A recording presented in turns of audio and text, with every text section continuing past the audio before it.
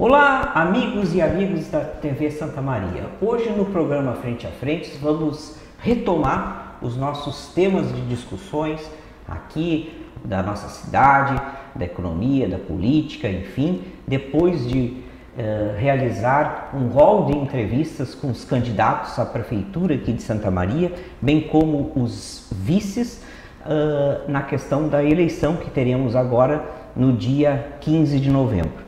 E hoje, então, retomando os nossos assuntos aqui do Frente a Frente, temos como também vamos conversar sobre eleições, enfim, em paralelo, mas não das nossas eleições municipais, e sim daquilo que está acontecendo nas eleições americanas, que, de fato ou não, temos já um eleito, mas ainda está com algumas polêmicas, discussões, enfim, quanto à questão ou se vai cair numa discussão jurídica ou como será o procedimento posterior a isso. E para isso nós temos aqui no nosso estúdio da TV Santa Maria como convidado e uma ilustre presença, e já estou dando as boas-vindas ao meu grande amigo Pedro Aguirre, professor aqui da Universidade Federal de Santa Maria, natural de Quaraí, grande estudioso nessa área de relações internacionais, enfim, economia também, filosofia, geopolítica, estudo muito. Enfim,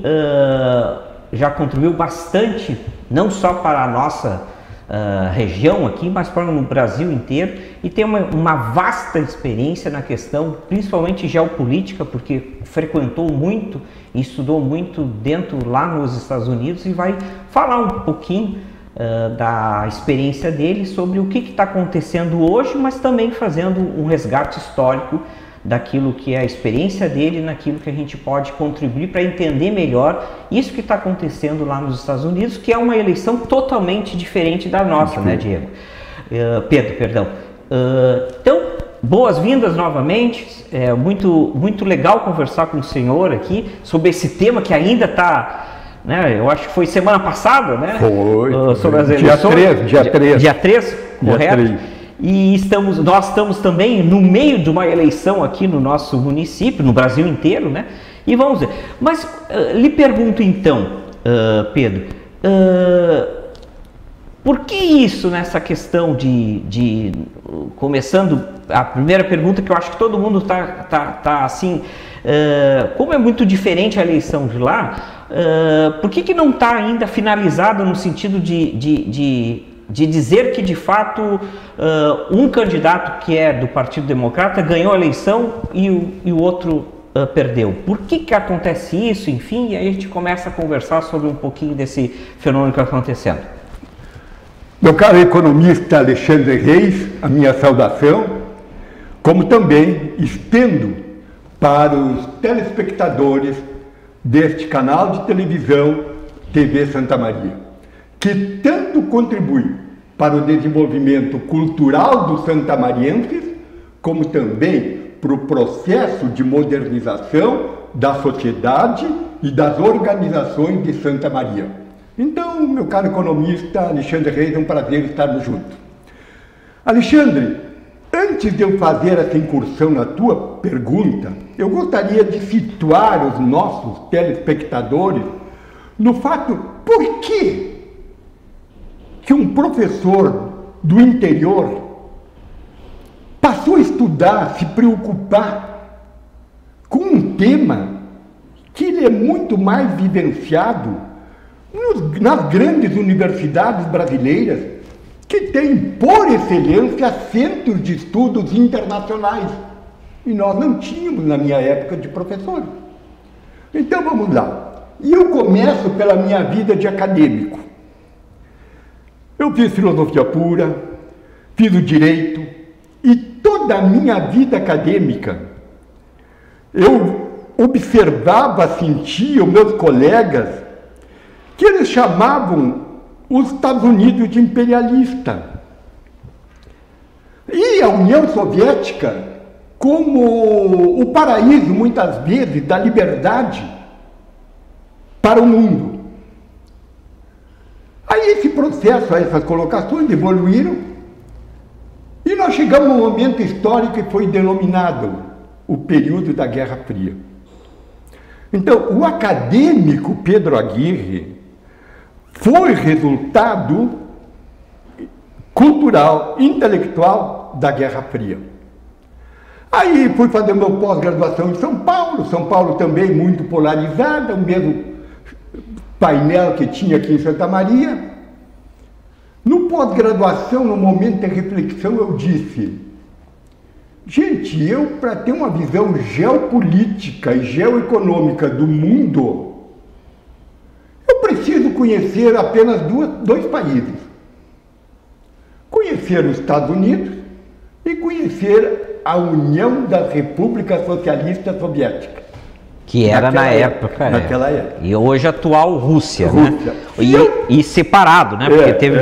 E se eu dominar a economia, geopolítica, as relações internacionais, e aqui vem mais importante, as relações de poder desses países no mundo, claro, aí eu estou conhecendo o mundo. Eu comecei a comprar bibliografia, estudar, me centralizar nesse tema da Guerra Fria. Bom, evoluímos aí. Aí, como professor, a Escola Superior de Guerra, que é um centro por excelência de altos estudos estratégicos do Brasil, que procura estudar o Brasil dentro do contexto mundial, sobre a presença do Brasil no contexto mundial e também os problemas internos brasileiros. Lá, por indicação da reitoria, foram 3 candidatos, eu tive a honra de ser escolhido, fui fazer o curso de Escola Superior de Guerra. Nas diversas fases de estudo, tem uma que se chama Avaliação da Conjuntura Externa em Relação aos Interesses do Brasil. E aí, o tema que eu recebi para fazer foi a política externa dos Estados Unidos e a política dos direitos humanos do presidente Carter em relação aos objetivos permanentes do Brasil.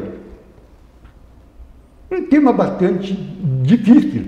E o mais difícil ainda, não tinha bibliografia na época. Eu imagino. Porque o presidente Carter assumiu em 76, 77 nós já estávamos fazendo esse trabalho, não tinha bibliografia.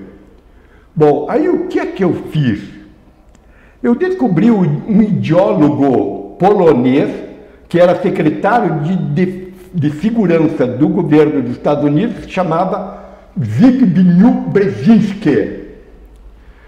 E ele foi o pai intelectual de toda a doutrina dos direitos humanos do presidente Carter, que foi muito importante para os Estados Unidos sair de uma posição que eles estavam congelados na geopolítica mundial e passaram a ter ação protagonista no mundo e colocaram a União das Repúblicas Socialistas Soviéticas no paredão, porque os Estados Unidos diria assim: a União das Repúblicas Socialistas Soviéticas, ela suja o mundo. O que é? A política da sustentabilidade que a União Soviética não tinha em termos de meio ambiente. E essa foi a Guerra Fria. Sim. Então eu comecei a estudar, a ler, a me preocupar. E, inclusive, eu dei aula no curso de comunicação social aqui da universidade. Olha, meu economista Alexandre Reis era um dos cursos mais difíceis que tinha pelo grupo que tinha de alunos lá dentro. Era uma visão muito ampla, uma linha muito forte do marxismo. E eu chegava, abria a sala de aula, às vezes ele nem me dava um tempo. E ele já entrava com a temática referente à União Soviética, e eu saía bailando com eles. Por quê? Porque antes de eu estudar a política central da União das Repúblicas Socialistas Soviéticas, eu estudava a doutrina militar soviética.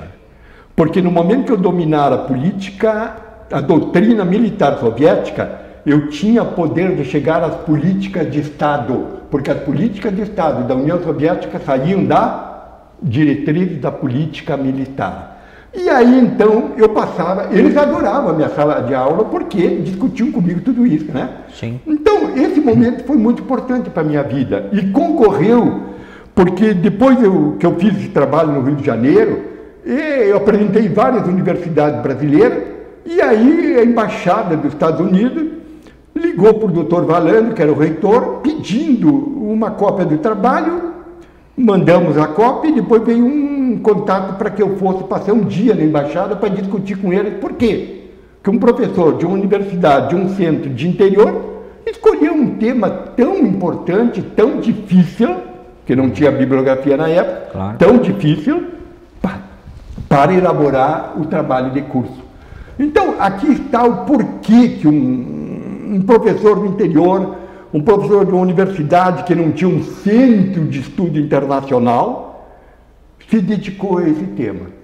E por isso, eu vivo, até hoje eu não parei de estudar. Eu não parei de estudar a Rússia hoje e não parei de estudar Só que está havendo agora uma mudança na geopolítica mundial. A Rússia cedeu um espaço e a China assumiu o protagonismo de ser o segundo país, junto com os Estados Unidos, que está nessa linha de conflito hoje, infelizmente, mas que é preciso haver uma redefinição por parte dos países. E aí, então, vamos trazer para o nosso atual momento, né?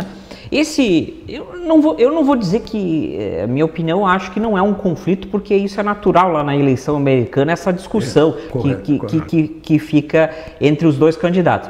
Mas, enfim, quais são as consequências se de fato for decretado, vamos dizer assim, né, a vitória, depois de passado todos, se é que vai ter alguma coisa judicial lá, né, a vitória do democrata John Biden, né? E as consequências, os impactos para a geopolítica mundial, mas como nós somos bons brasileiros, né, Pedro? As consequências para nós, né? No Brasil. É muito grande aqui, né? Eu imagino também. Como é que fica essa situação? Economista Alexandre Reis, fizeste uma colocação de passagem, como tu diz assim, não vou chamar conflito. Mais tarde eu vou atender esse teu pensamento. Porque realmente os Estados Unidos é uma potência, é uma nação que tem um universo de conflitos que ela está até hoje procurando resolver, tá? Mas é uma questão que eu quero chegar ao teu pensamento inicial a posteriori. Atendendo a tua pergunta no sentido, e para poder explicar essa conjuntura política americana da eleição, eu preciso trabalhar com algumas disciplinas, como tu sabe, algumas disciplinas como, por exemplo, filosofia política, teoria geral do Estado, né? Geopolítica, para poder responder algumas perguntas. E a primeira questão vem em termos de filosofia política.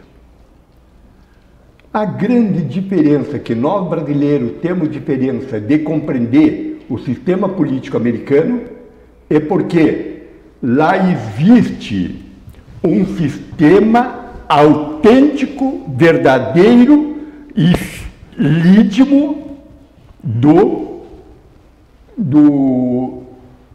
centralismo verdadeiro do Estado americano. O poder do Estado americano, muitas vezes, não se sobressai aos interesses nacionais, mas é diferenciado de Estado para Estado. Pois é, né? Isso ficou bem claro agora, né? Na questão midiática a gente conseguiu perceber isso. Ali, a questão do direito, a questão da política, dos impostos. Então, o Estado tem liberdade para formular as suas políticas. E é lógico que tem as políticas maiores da nação, né? Mas ele faz as suas políticas. E para ilustrar agora num caso bem prático, observa isso aqui, ó. Na Califórnia, se até o dia da eleição tu carimbou o teu voto, colocou no correio e ele tem até 20 dias para chegar no teu domicílio eleitoral. Então, 3 com 20 dá 23. Sim. Mas há outro fato aqui também, de hoje isso aqui, ó. Observa aqui, ó.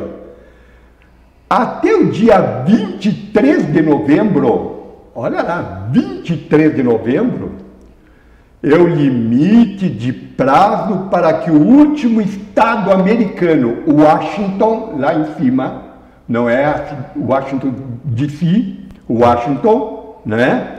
Receba voto pelo correio, postados até o dia da eleição, 3 de novembro. Então, esses votos no estado de Washington, eles só poderão ser contados, eles só poderão entrar no cômputo geral do processo eleitoral a partir do dia 23 de novembro. Então teremos mais votos ainda. Mais ainda votos que vão aparecer. E aqui vem uma questão, vamos fazer rápido uma colocação aqui.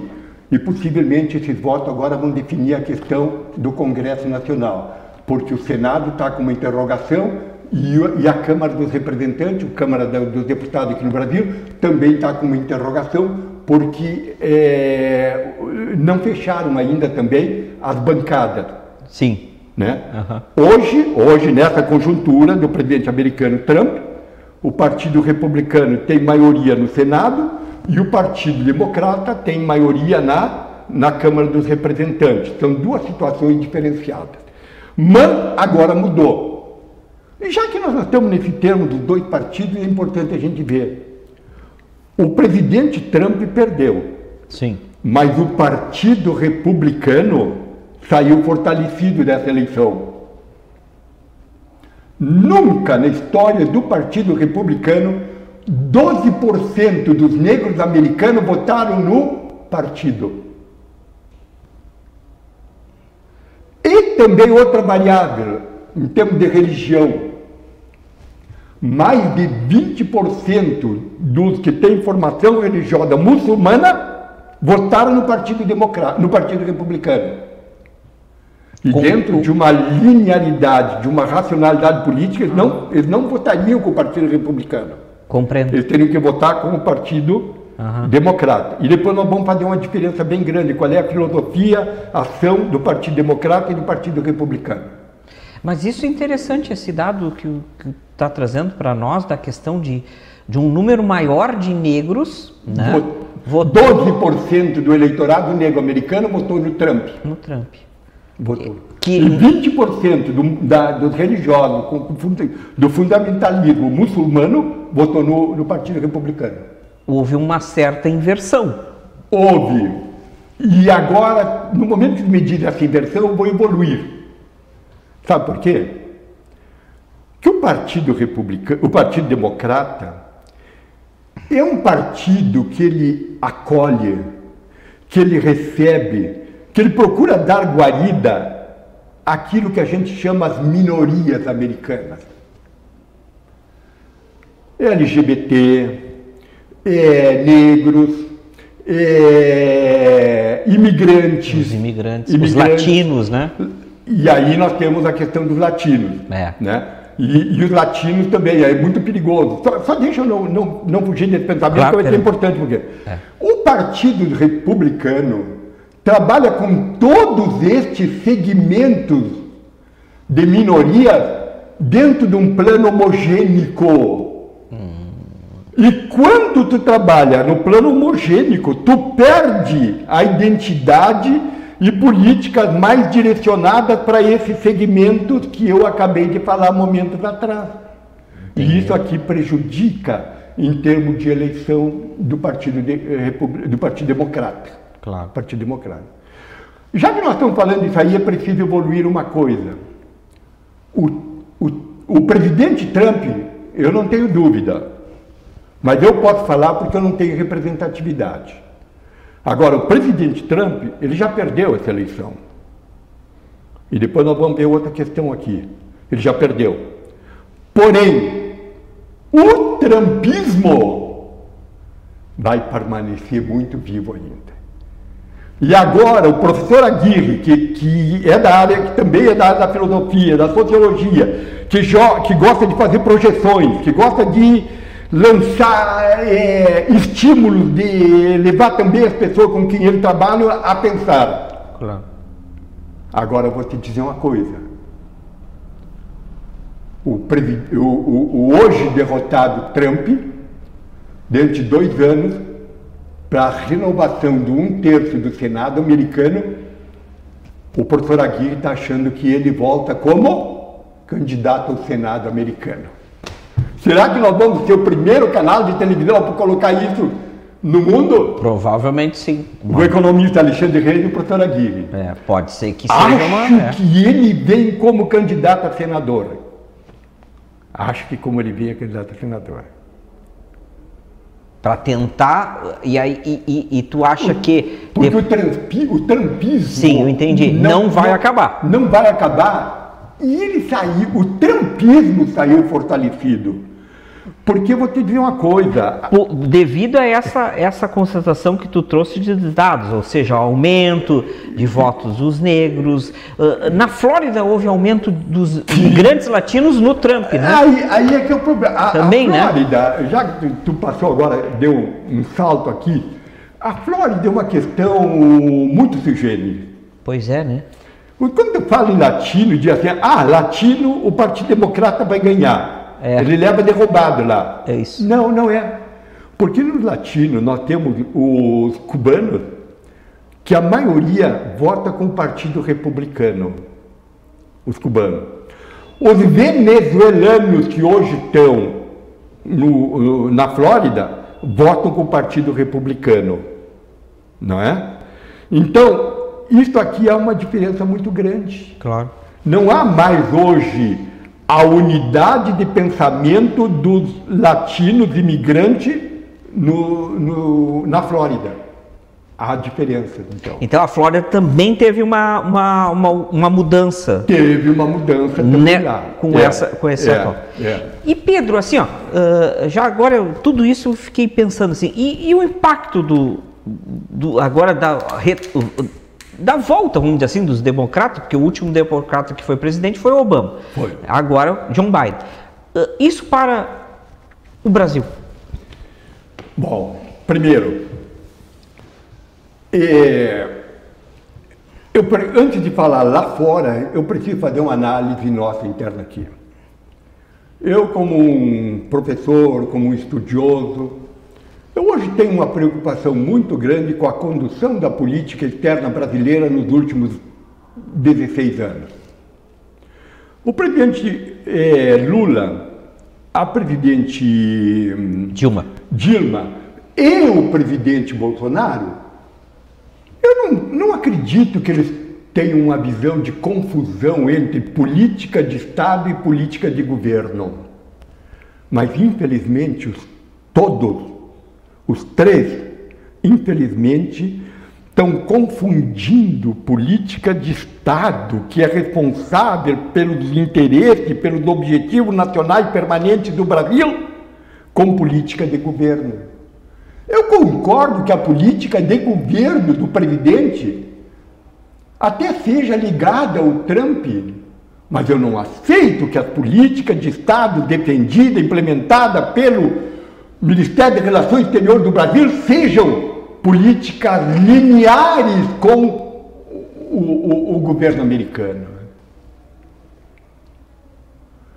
Quando tu ouve entrevista de diplomatas brasileiros tradicionais que passaram por embaixadas em Washington, em Bonn, em Paris e em outros países, eles são decepcionados com a política do Itamaraty hoje, que foi muito triste. O presidente Bolsonaro se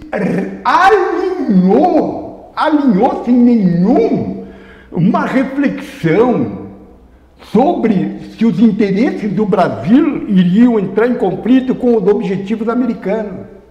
Porque uma coisa tem que ficar muito claro: potência no mundo E aí nós colocamos Estados Unidos, China, Alemanha, França, outros mais aí. Eles não têm amigo. Exato. Não têm amigo. Eles têm o quê, meu economista Alexandre Reis? Eles têm interesse. Eles querem saber como é que vai vender. Sim, a questão comercial, A questão comercial, nós vamos chegar lá depois. Como é que eles vão marcar o grande fator, a presença militar dos Estados Unidos no mundo, que é prioridade de Estado número 1 dos Estados Unidos. E isso não vai mudar, né? E eu tenho aqui, eu posso mostrar, e eu tenho de ser um dos poucos professores a ter isso aqui, ó, tá? Né? Aqui eu tenho um mapa da América do Sul e a presença militar dos Estados Unidos da América do Sul. A presença militar dos Estados Unidos da América do Sul, meu caro Alexandre Reis, foi verificada em 11 países da América. Aqui tem Paraguai, Colômbia, Peru, México, Argentina, né? Uruguai, Brasil, né? E também tinha na Venezuela, que aí hoje não tem mais. Então, esta presença americana dos Estados Unidos na América do Sul pode mudar o presidente da República, mas a política de segurança dos Estados Unidos não muda. Continua, o foco continua o mesmo. O foco continua. O que é que ela muda? As nuances. Mas a essência é a mesma. A diretriz política de Estado americano para a política militar na América Latina e no mundo, ela permanece. E aí tem uma das coisas que eu tenho respeito intelectual pelos Estados Unidos. As políticas de Estado dos Estados Unidos, formuladas há 15, 20, 30 anos atrás, hoje elas estão vivas, elas são implementadas. E é por isso que uma grande nação, ela tem a capacidade de se perpetuar no cenário político internacional. E quem se perpetua no cenário político internacional é porque, meu caro Alexandre, senhores telespectadores, infelizmente, é porque o Brasil perdeu a visão geopolítica que nós tínhamos do Estado brasileiro. Agora, os Estados Unidos, a China, mas não perde a visão geopolítica que eles têm em termos de interesse no mundo. Não perde, Alexandre. Não perde.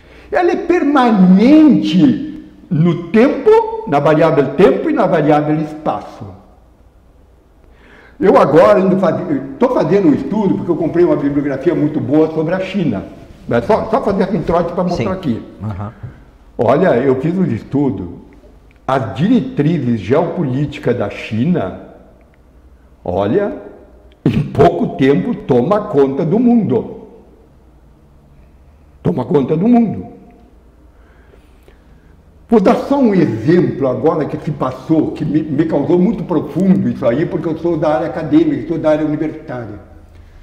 Agora, quando deu o problema do Covid, a pandemia nos Estados Unidos, as universidades americanas fecharam, e o presidente Trump disse: está na hora de mandar todos os estudantes estrangeiros para os seus países. Aí o primeiro-ministro da China, Xi Jinping, o que é que ele disse? Em 2010, nós demos 10 mil vagas para estudantes africanos estudarem em universidades da China. Agora, para 2022, nós vamos aumentar para 25 mil vagas para estudantes africanos estudarem nas universidades chinesas. Olha essa visão pragmática de interesse e de poder. Sentiste essa força, essa presença aqui? Sim. E não é para trabalhador que eles vão dar, é para a elite intelectual da China, que vai fazer cursos da África, que vai fazer cursos lá na China. Isso é uma estratégia geopolítica, né? Geopolítica maravilhosa, geopolítica muito bem formulada em termos de que se eu tenho cabeças formadas nas universidades chinesas, plantadas dentro dos países da África, pá, eu dentro de breve estou de dono daquela área que é estratégica para o mundo. Porque ela é um potencial que não foi explorado na sua totalidade, não é verdade? O estudante vai voltar com todo o saber aquele chinês e vai aprender aquela questão e vai introduzir na sua cidade, ali no continente africano. Meu caro Alexandre, aí eu fico triste por uma coisa. Tu sabe que essa visão geopolítica, na década de 70, o Brasil já praticou? Sim. Pois é. O que é que o Brasil fazia? O Ministério de Relações Exteriores do Brasil oferecia vagas para estudantes fazer o curso de diplomacia no Instituto Rio Branco, em Brasília. Sim. Nós tínhamos estudantes de toda a América Latina, logo tinha uma concepção de política externa brasileira na América Latina. Tu tinha esse domínio, né, Pedro? Querido, nós perdemos tudo isso, nós não temos mais visão hoje estratégica do Brasil. Nós precisamos botar uma visão estratégica nesse país e sair do tema conjuntural do dia a dia, da comida, disso, aquilo. É preciso montar esse país uma visão geopolítica.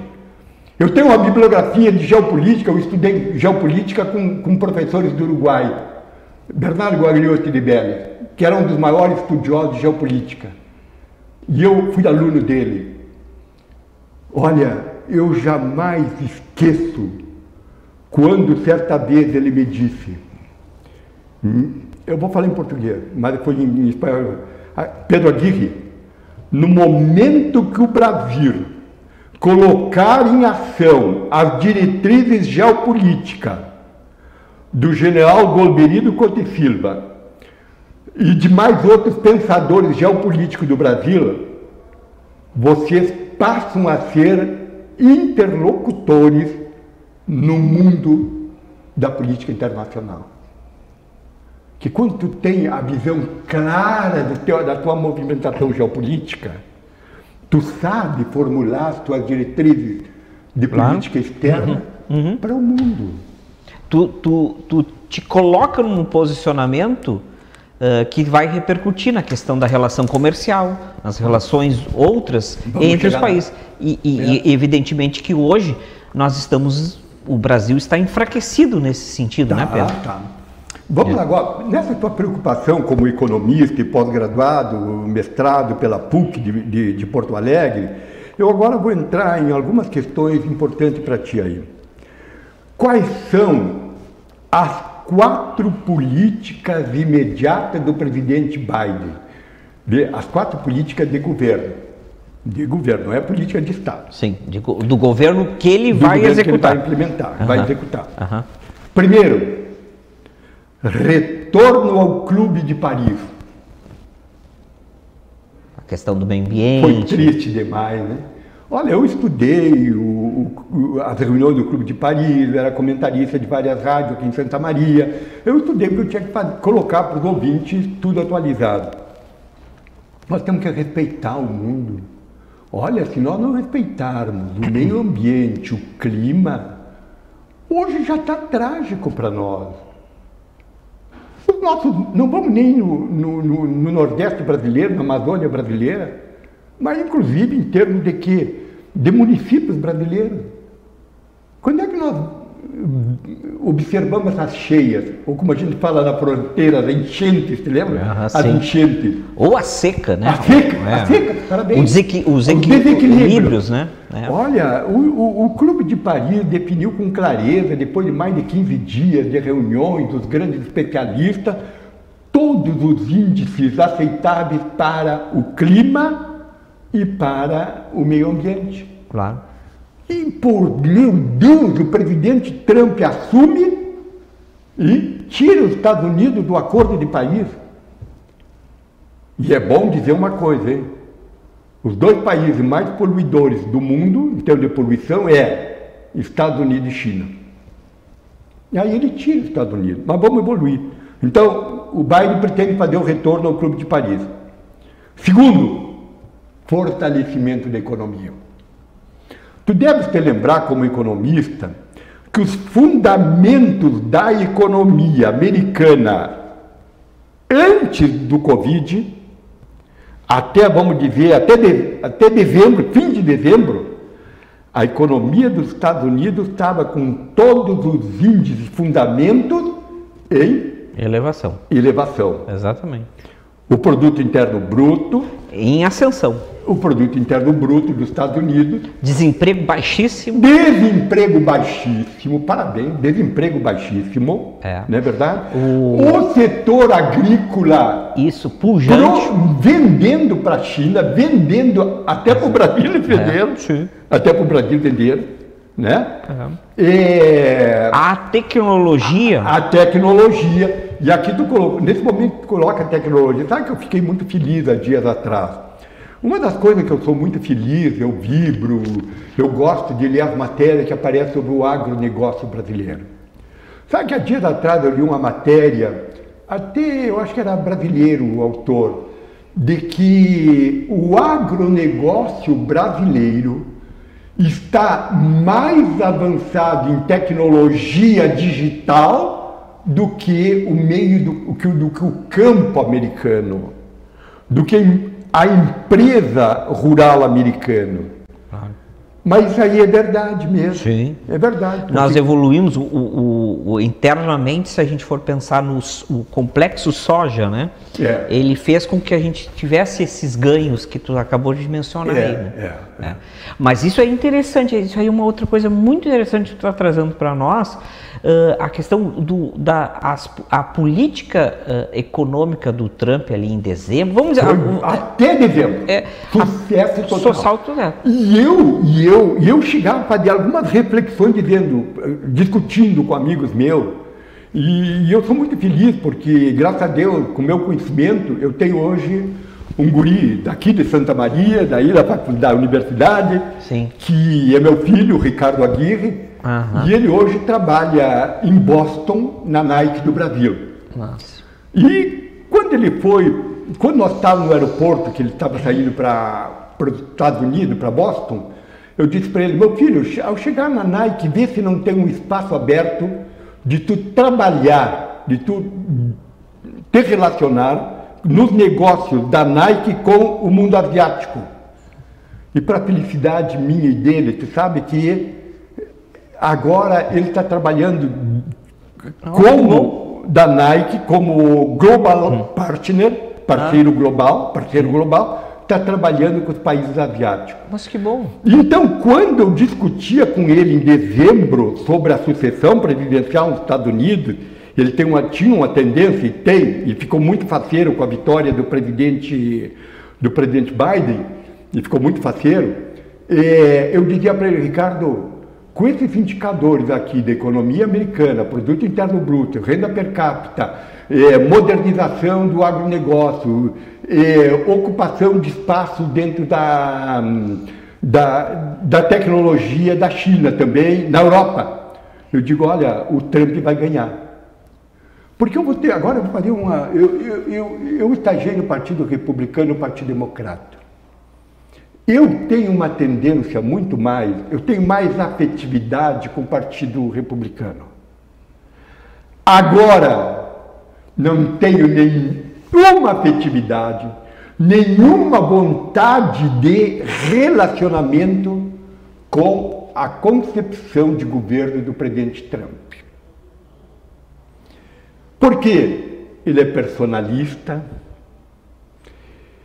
ele é exibicionista, ele acha que ele poderia colocar os Estados Unidos como America First, América 1. Sim. Não consigo. O mundo hoje, a geopolítica é interdependente, meu caro economista Marcelo.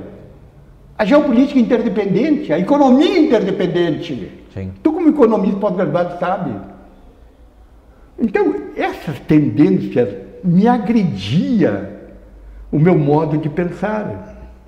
E eu nunca tive essa afetividade pelas ideias de Trump. Como tu mencionou antes, né, a questão dessa anonimata do sentido do trumpismo, né? Trumpismo. Mas não quer dizer que as ideias republicanas, né, são muito boas para a economia. Eu entendi o seu argumento. E, inclusive, tu pode observar as grandes lideranças do Partido Republicano, o ex-presidente George Bush, filho, não votou nele, não apoiou. Pois é, se autodeclarou. E vários democratas do Senado não o apoiaram. Exato. Não o apoiaram na campanha eleitoral. Não foram no tablado defender as suas ideias. É a questão pessoalista, né? E não na questão do arcabouço do que está no recorte do que os republicanos pensam como economia, geopolítica, enfim, né? E sobre o trumpismo, depois eu quero te colocar uma coisa que foi de hoje que eu tenho essa matéria. Eu fui pesquisar antes de vir para cá e tem uma coisa sobre o que o Serviço de Inteligência dos Estados Unidos, a CIA, está preocupada com o Trump saindo do governo. É bom não tocar isso, não vamos deixar porque isso aqui é de hoje, hein? Então já vamos tocar porque nós estamos quase no final do nosso programa. É que a conversa está tão boa, tão agradável, eu preciso fechar agora aqui as 4 políticas imediatas. Isso. Os Estados Unidos vai retornar ao Clube de Paris, vai fazer um fortalecimento da economia, a política fiscal, porque hoje os Estados Unidos está com um déficit fiscal dentro do seu orçamento e com uma dívida externa muito grande perante a China.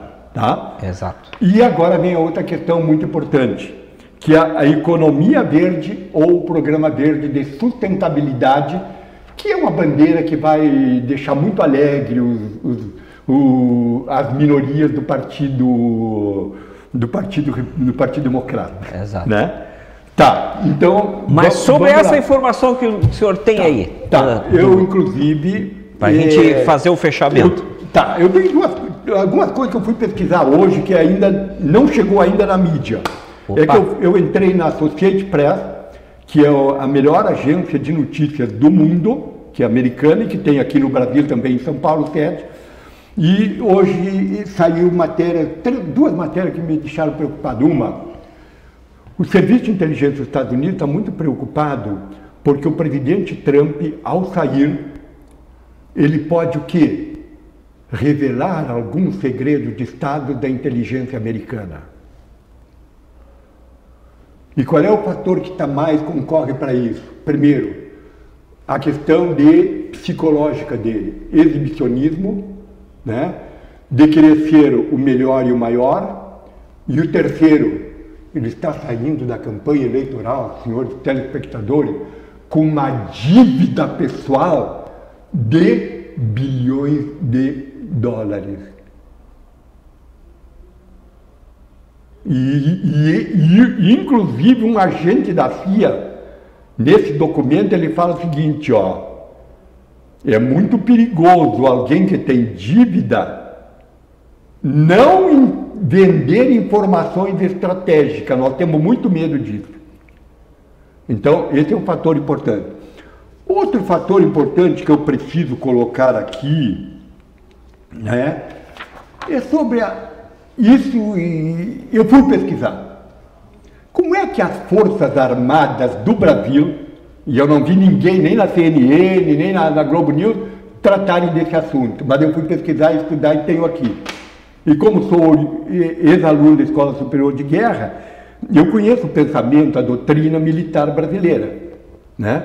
Então eu quero dizer aqui, Exército Brasileiro vê com naturalidade a vitória do candidato Biden. E além do mais, não vê nenhuma interferência nos projetos de defesa Brasil e Estados Unidos. Então eu fiz agora, essa matéria eu dividi em 3 partes. Primeiro, em termos de como eles veem a questão interna. E vou ler para ser bastante objetivo. Vem como positiva a vitória de Biden, pois, na medida de uma mudança de eixo do poder americano, pode provocar diminuição de conflito no governo Bolsonaro. Essa é uma informação... Não tem. Nós, os dois, o economista Alexandre e Pedro Professor Aguirre, estão colocando o que não foi colocado na CNN, não foi colocado na Globo News, não foi colocado em nenhum. Nem o próprio governo está falando. Também não fala. Mas eu vou evoluir agora, porque eu tenho mais coisas aqui sobre esse assunto. Segundo, a cúpula do Exército vê pouco ou nenhuma mudança nos assuntos internos de defesa do Brasil. Primeiro, em relação com a Venezuela. Segundo, parceria com os militares já prevista para 2021. E aqui o Exército Brasileiro tem 2 projetos para 2021, que nós denominamos Operações Militares Previstas para 2021. Primeiro, é a Operação Panamax. Operação Panamax nada mais é do que organizada pelo Departamento de Defesa dos Estados Unidos, com a presença de 18 países da América, e cujo objetivo é como defender o canal do Panamá de uma futura ação de adversidade ou cyber terrorista, ou de uma ação terrorista do canal do Panamá, que por sinal sou muito feliz. Eu estive no canal do Panamá, conheço e vivenciei aquilo lá. E num período bem difícil do Panamá, porque era quando o canal do Panamá, porque quando os Estados Unidos estavam se retirando os militares, e o Panamá ficou numa pobreza. E aí veio agora a questão, fechando isso aqui, ó. O mais importante está aqui, ó. A segunda operação Brasil-Estados Unidos, denominada Operação Culminate. O que é? Que faz parte de um acordo entre os exércitos do Brasil e dos Estados Unidos, que assinaram em 2005, no qual militares costumam ir aos Estados Unidos para treinamento. Está aqui, meu caro Alexandre, o que nós acabamos de colocar aqui, a mídia brasileira ainda não colocou. Essas 2 informações aqui. Essas 2 informações. Mas que bom. Infelizmente o nosso tempo está no fim, Pedro, mas de qualquer maneira te agradeço um monte a tua presença aqui. A gente fez esse papo muito informal, bem descontraído, bem nada... Né? E eu tenho quase certeza que esse programa vai ter uma audiência enorme, né? Porque a riqueza das informações que tu trouxe para nós são maravilhosas, né? Bem na questão, bem atuais, bem explicativas desse fenômeno, de como é a relação Brasil-Estados Unidos e eleições brasileiras. Então, de qualquer maneira, a gente aqui está encerrando esse Frente a Frente, agradecendo um monte a presença do Pedro Aguirre, e já te deixo um convite para a gente continuar esse nosso papo num próximo Frente a Frente, para a gente aprimorar, avançar em todas as coisas que tu trouxe para nós, informativas, né? Eu também esperava ser mais disciplinado. Nós não entramos nem no 5G da Huawei, da chinesa, que deixaremos um tema quente, claro, aí que vai estourar importantíssimo, em 2021. Claro, perfeito. 2021. Deixaremos esses temas para um próximo Frente a Frente. Tá. Se me permite, já vamos agendar depois com a direção um próximo Frente a Frente. Tá, Alexandre, só deixa eu fechar isso aqui. Pois não. Alexandre, eu sou um professor que, graças a Deus, eu tenho muita experiência em relacionamento com a mídia, em entrevista e tudo aquilo. E eu tenho um pensamento muito claro comigo. O entrevistado só decola, o entrevistado só tem desempenho bom se quem o entrevista também tem qualidade. E eu te dou os parabéns como um economista com pós-graduação, formado em economia, com pós-graduação na PUC de Porto Alegre. Tu faz qualquer entrevistado decolar. Um abraço, meus parabéns ao Trevisan, a Thaís, porque são pessoas que lutam por essa TV para fazer a melhor do interior do Rio Grande do Sul. Bom, a equipe que está lá junto, nos dando Claro. segurança, né? Com certeza, com certeza. Um abraço, meu caro Alexandre Ferreira, e muito obrigado por tudo, hein? Eu que agradeço. Depois desse elogio, né, vamos fechar com chave de ouro o nosso Frente a Frente de hoje e até uma próxima oportunidade.